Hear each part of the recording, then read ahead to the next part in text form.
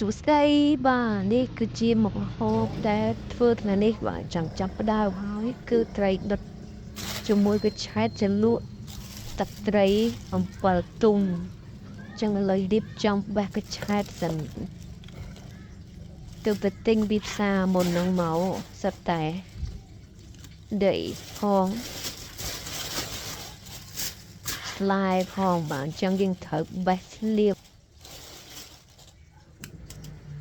ទុកម្ដុំដើម្បីឲ្យយើងញ៉ាំទៅមានរសជាតិកុំឲ្យញ៉ាំទៅប៉ះដើមចាស់វាធ្វើឲ្យខូចគុណភាពនៃរសជាតិបាទចឹងញាប់ដៃញាប់ជើងហើយថ្ងៃនេះទំនេរយ៉ាងទៅគឺឆ្លៀតធ្វើចុងភៅចាំប្រពន្ធចាំកូនមកដែរផុសអស់គេថ្ងៃសៅរ៍ថ្ងៃអាទិត្យគេទៅដើរលេងហើយផុសអស់ឯងនេះនៅទូបធ្វើម្ហូបម្នាក់ឯងគេស្មានណាស់គេទៅញ៉ាំប៊ីយ៉ាដុតសាច់គ្រឿងសមុទ្រផឹកចង់ស្វឹងបាត់ហើយខ្ញុំនេះនៅញាប់ដៃញាប់ជើងម្នាក់ឯងផុសគេដែរមិនដែរដូចគេសោះហ្មង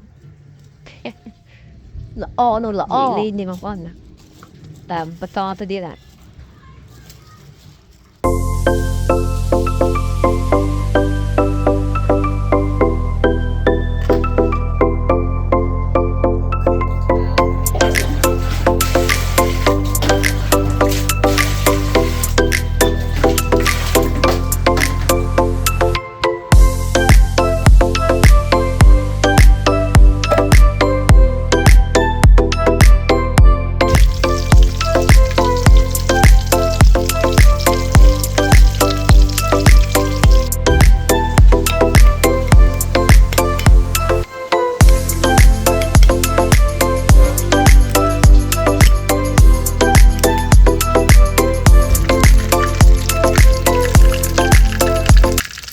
បាទងាប់ដៃងាប់ជើងមិញឥឡូវឆ្អិនស្រាច់ហើយឥឡូវយើងរៀបចំដាក់ចានហើយ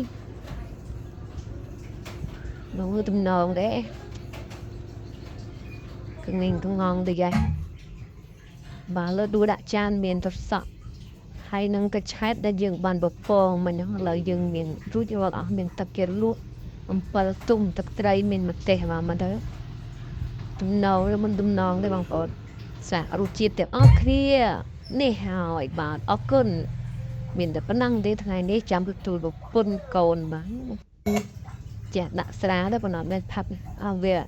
ទំលប់ឃើញអាសាច់ខ្លែមទៅតែអត់ឃើញស្រាដល់វាមិនសូវទំនងអញ្ចឹងក៏យកស្រាមកពីកំប៉ុងដាក់តាំង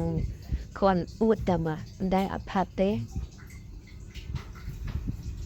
អរគុណជួបគ្នានៅវីដេអូនឹងមុខម្ហូបផ្សេងទៀតអរគុណ